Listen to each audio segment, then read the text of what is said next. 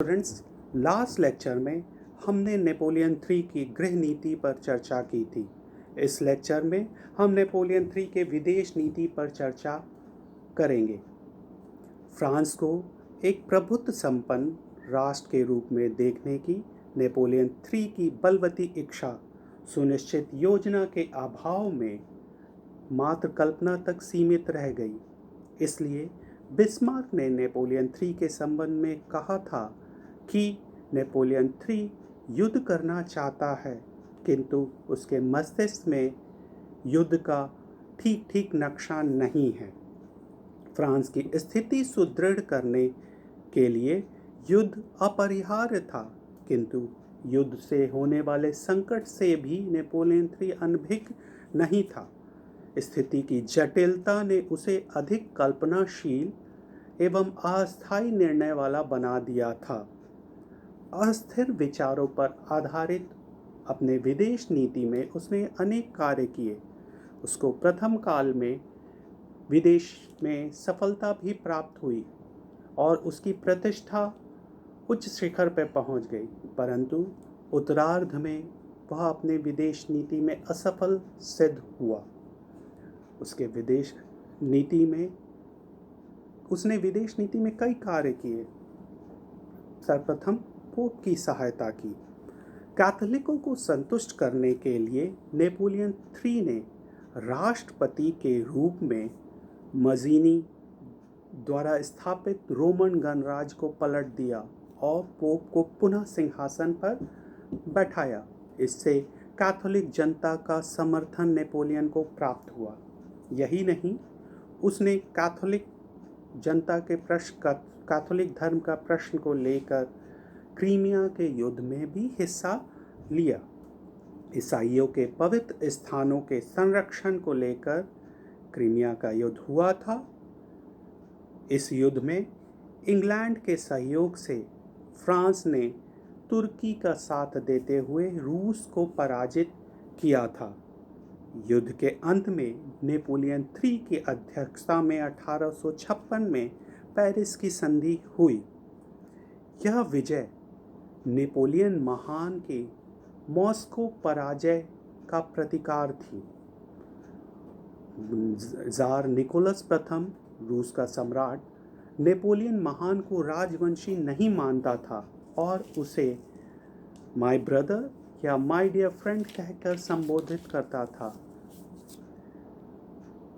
Napoleon three ने इस अपमानजनक संबोधन का भी प्रतिकार प्राप्त कर लिया।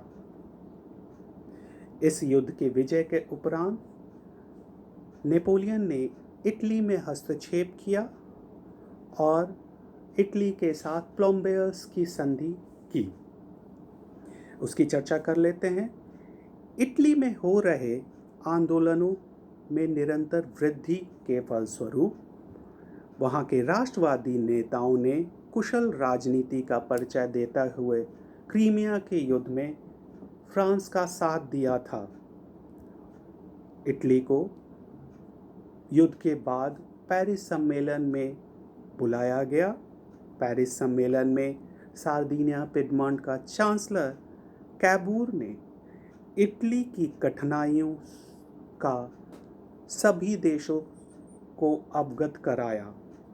इसी क्रम में नेपोलियन तृतीय के भाई का विवाह इटली के सम्राट विक्टर इमैनुअल वन की लड़की के साथ हुआ।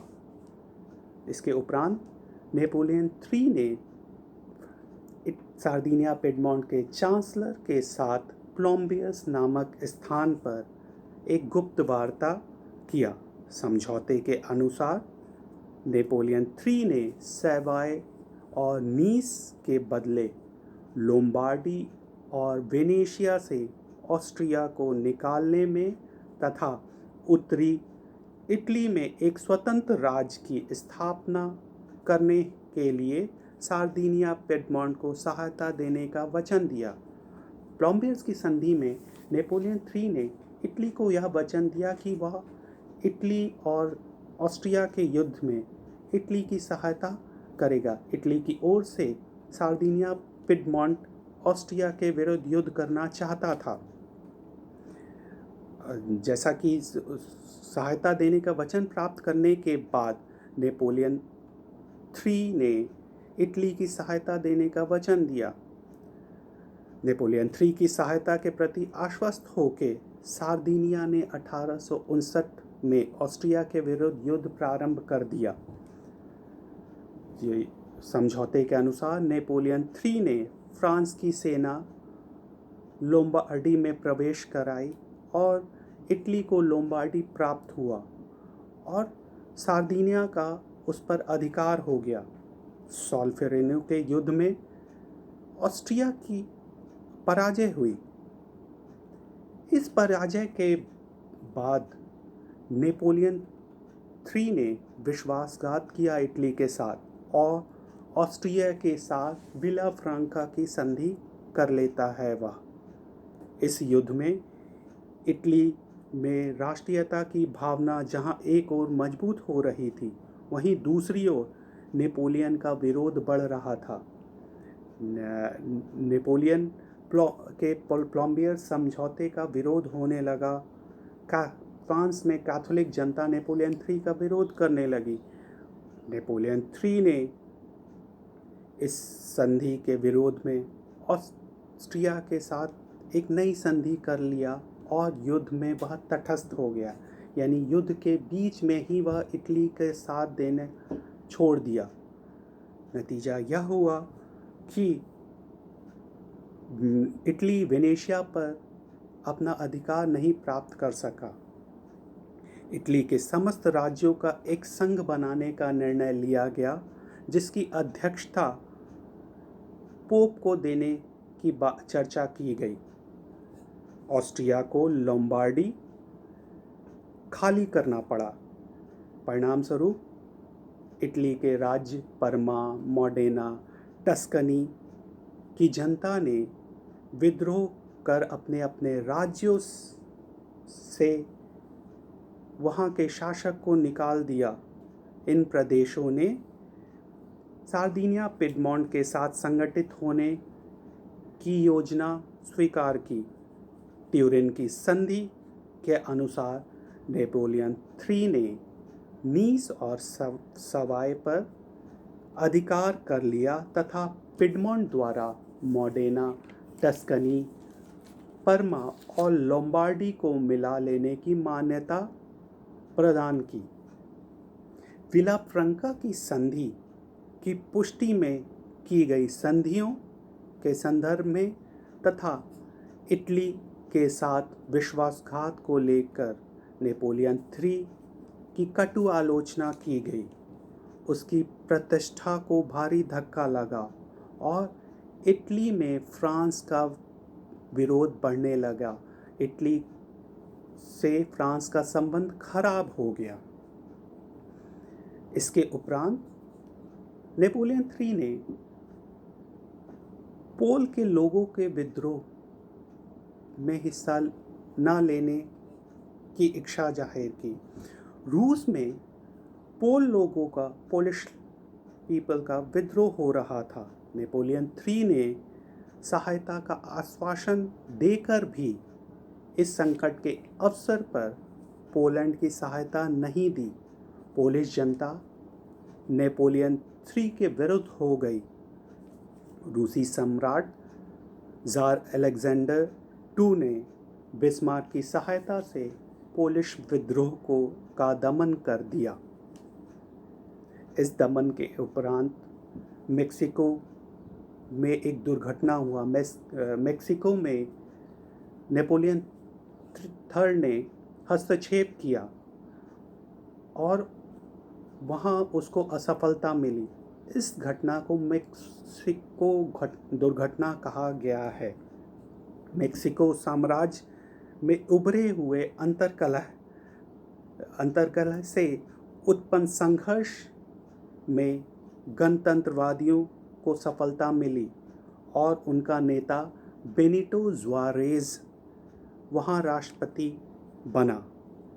उसने इंग्लैंड, फ्रांस और स्पेन को दे ऋणों को पूर्ति अस्वीकार कर दी। बेनिटो जुआरेज राष्ट्रपति बनने के बाद इंग्लैंड, फ्रांस और स्पेन को के द्वारा दिए गए ऋण की पूर्ति करने से मना कर दिया। उस समय अमेरिका में गृह युद्ध चल रहा था। उसका लाभ उठाकर नेपोलियन III ने मेक्सिको के गणतंत्रवादियों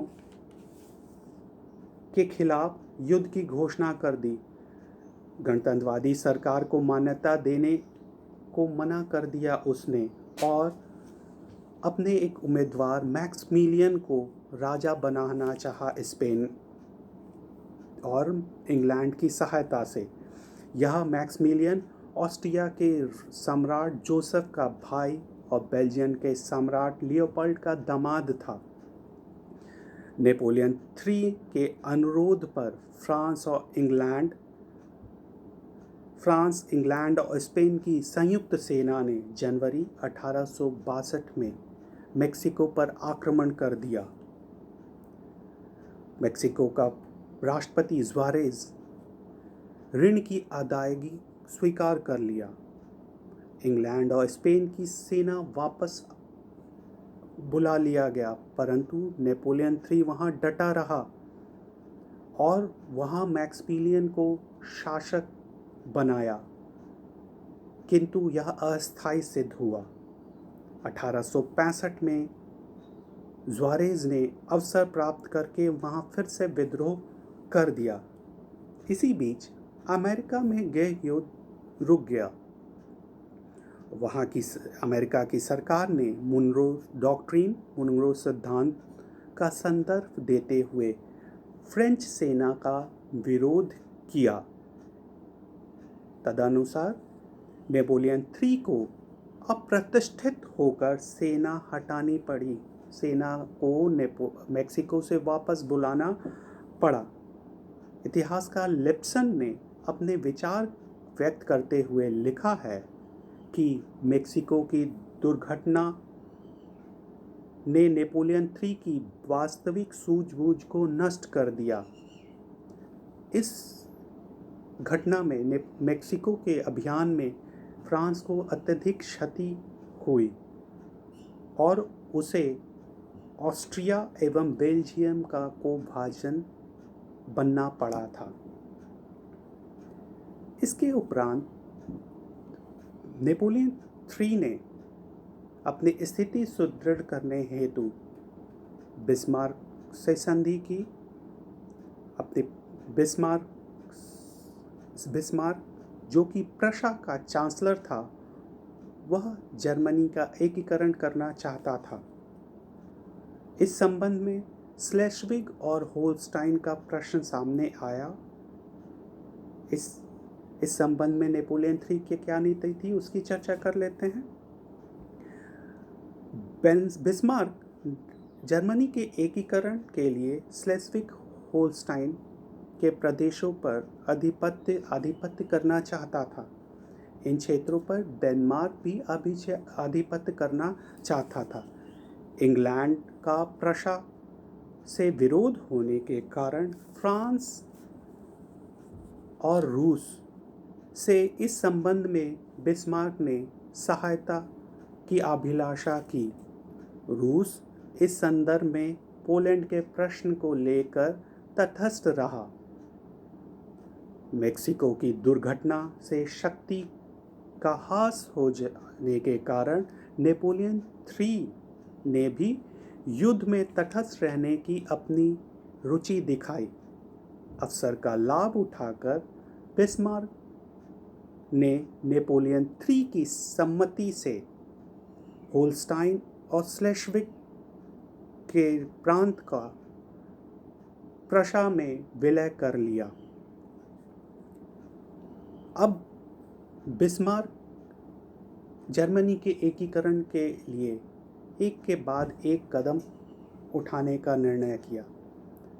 आने वाले समय में प्रशा और ऑस्ट्रिया का युद्ध होना था। इस युद्ध को लेकर नेपोलियन III की क्या नीति थी, इसकी चर्चा करते हैं। जर्मनी के एकीकरण के लिए प्रशा का ऑस्ट्रिया के युद्ध अत्यंत आवश्यक हो गया था। अतः 1865 में बिस्मार्क ने ऑस्ट्रिया के विरुद्ध कूटनीति का सहारा लिया और उसको कहीं से सहायता प्राप्त ना हो जाए ऐसा करना आरंभ कर दिया। इंग्लैंड अपने आंतरिक मामलों में बिजी था। रूस ऑस्ट्रिया से पूर्व में भी विरोध किया था, यानी ऑस्ट्रिया को रूस से भी सहायता प्राप्त नहीं हो सकती थी। फ्रांस ही एक ऐसा देश था जिससे ऑस्ट्रिया सहायता प्राप्त कर सकता था। अतः बिस्मार्क ने फ्रांस से मित्रता करने के लिए बियारिज़ नामक स्थान पर नेपोलियन III से गुप्त वार्ता के लिए गया। इस वार्ता के अनुसार नेपोलियन III ने ऑस्ट्रियन पर्शियन युद्ध में तटस्थ रहने का वादा किया। नेपोलियन III ने वचन दिया कि वह ऑस्ट्रो प्रशन वॉर में तटस्थ रहेगा, न्यूट्रल रहेगा। इस प्रकार फ्रांस की तटस्थता का वायदा प्राप्त कर बिस्मार्क ने ऑस्ट्रिया के विरुद्ध युद्ध की घोषणा की। 7 सप्ताह तक चले ऑस्ट्रो प्रशन वॉर में प्रशा ने सैडोवा के युद्ध में ऑस्ट्रिया को बुरी तरह पराजित कर दिया। नेपोलियन III और फ्रांस को आश्चर्य में डाल दिया इस युद्ध में विजय प्राप्त करके प्रशा ने। नेपोलियन III की योजना थी कि दोनों शक्तियों के मध्य दीर्घकालीन युद्ध होगा और सहायतार्थ कोई एक देश फ्रांस से सहायता की याचना करेगा, परंतु ऐसा नहीं हुआ। इसके विपरीत यदि फ्रांस ने ऑस्ट्रिया को खुलकर मदद किया होता, सहायता किया होता, तो ऑस्ट्रिया पराजित नहीं होता। साथ ही साथ फ्रांस की सीमा में प्रशा जैसा एक मजबूत राष्ट्र भी बनकर खड़ा नहीं होता। कहा जाता है कि इस युद्ध में ऑस्ट्रिया की पराजय नहीं हुई, परंतु यह पराजय फ्रांस की थी। इस ऑस्ट्रिया प्रशा के युद्ध में तटस्थता का वह कीमत चाहता था। नेपोलियन III चाहता था कि वह बिस्मार्क से इसके बदले में कुछ प्राप्त करे, परंतु बिस्मार्क ने नेपोलियन III को एक के बाद एक कूटनीति में परास्त किया। लक्ज़मबर्ग को फ्रांस नेपोलियन III हॉलैंड से खरीदना चाहता था, परंतु बिस्मार्क ने इसका विरोध किया, प्रशा ने इसका विरोध किया। न्यूट्रल देशों के सम्मेलन जो कि लंदन में हुआ, उस आधार पर फ्रांस लक्ज़मबर्ग को प्राप्त नहीं कर सका। नेपोलियन III लक्ज़मबर्ग पर आधिपत्य नहीं जमा सका और लक्ज़मबर्ग को न्यूट्रल स्टेट घोषित कर दिया। अब फ्रांस और प्रशा का युद्ध इनेविटेबल हो गया। यह आवश्यक हो गया कि नेपोलियन III अपनी प्रतिष्ठा बचाने के लिए प्रशा के साथ युद्ध करे। नेपोलियन III का काफ़ी विरोध होने लगा अपने देश में, और उसके अपना विरोध को रोकने के पास एक ही उपाय था उसके पास, वह था प्रशा के साथ युद्ध। प्रशा के साथ युद्ध करने का अवसर उसे स्पेन के उत्तराधिकार के प्रश्न को लेकर मिला। स्पेन में उत्तराधिकार के प्रश्न को लेकर झगड़ा चल रहा था। स्पेन की रानी आइज़ाबेला वहाँ विरोध होने के कारण फ्रांस आ गई। स्पेन के नेताओं ने स्पेन में प्रशा के सम्राट का एक संबंधी लियोपोल्ड को स्पेन का राजा बनाया। नेपोलियन III ने इसका विरोध किया। नेपोलियन III नहीं चाहता था कि प्रशा और शक्तिशाली हो जाए, और उसने लियोपोल्ड को गद्दी पर बैठाने का विरोध किया। प्रशा ने अपने प्रतिनिधि को हटा लिया, परंतु नेपोलियन III ने प्रशा में प्रतिनिधि भेजकर, उसका प्रतिनिधि बेंडिटी प्रशा गया और प्रशा के सम्राट से यह आश्वासन चाहता था कि लियोपोल्ड स्पेन के गद्दी पर ना बैठे, और साथ ही साथ यह भी आश्वासन चाहता था नेपोलियन III कि भविष्य में भी स्पेन की गद्दी पर प्रशा के राजा, प्रशा के सम्राट का संबंधी कभी भी स्पेन की गद्दी पर ना बैठे। बेंडिटी नेपोलियन III का जो प्रतिनिधि था वह प्रशा के सम्राट के साथ एल्म्स नामक स्थान पर मुलाकात किया। प्रशा के सम्राट ने लियोपोल्ड को स्पेन के सिंहासन पर ना बैठाने का आश्वासन दिया, किंतु भविष्य में ऐसा ना करने, भविष्य के संदर्भ में इस प्रकार का कोई आश्वासन नहीं दिया गया। प्रशा के सम्राट ने एक तार द्वारा बिस्मार्क को सूचित कर दिया कि ऐसा आश्वासन उसने फ्रांस को दिया है। बिस्मार्क ने बड़े ही पटुता से उस तार की भाषा में संशोधन कर दिया। प्रशा की जनता इस तार को पढ़कर उसे प्रशा के राजा का अपमान समझा, और फ्रांस ने फ्रांस के दूत का अपमान समझा। अतः प्रशा और फ्रांस के मध्य युद्ध इनेविटेबल हो गया। अब दोनों अपनी तैयारियां शुरू कर दिए युद्ध में। जुलाई 1870 में फ्रांस ने प्रशा पर युद्ध की घोषणा कर दी। फ्रांस को कई मोर्चे पर हार का सामना करना पड़ा। अंततः नेपोलियन III सेडान के युद्ध में बुरी तरह पराजित हुआ। नेपोलियन III अपने 85,000 सैनिकों के साथ प्रशा के कमांडर जनरल मोल्ट के सम्मुख आत्मसमर्पण करना पड़ा। नेपोलियन III की पराजय का समाचार पेरिस पहुंचते ही फ्रांस में थर्ड रिपब्लिक की स्थापना हो गई। वहां नेपोलियन III का शासन समाप्त कर दिया गया और वहां तृतीय गणतंत्र की स्थापना हो जाती है।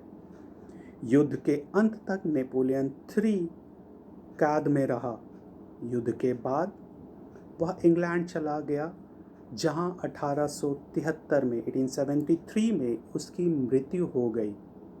इस प्रकार नेपोलियन III की विदेश नीति असफल रही। इस असफल विदेश नीति का परिणाम यह हुआ कि फ्रांस में एक बार पुनः राजशाही का अंत हो जाता है और वहाँ तृतीय गणतंत्र थर्ड रिपब्लिक की स्थापना होती है। तो ये थी नेपोलियन III की विदेश नीति। आशा करता हूँ कि ये आपके लिए यूज़फुल होगी। आप पढ़ाई जारी रखें। आपके समक्ष नए टॉपिक के साथ मैं फिर उपस्थित होऊंगा। Thank you students.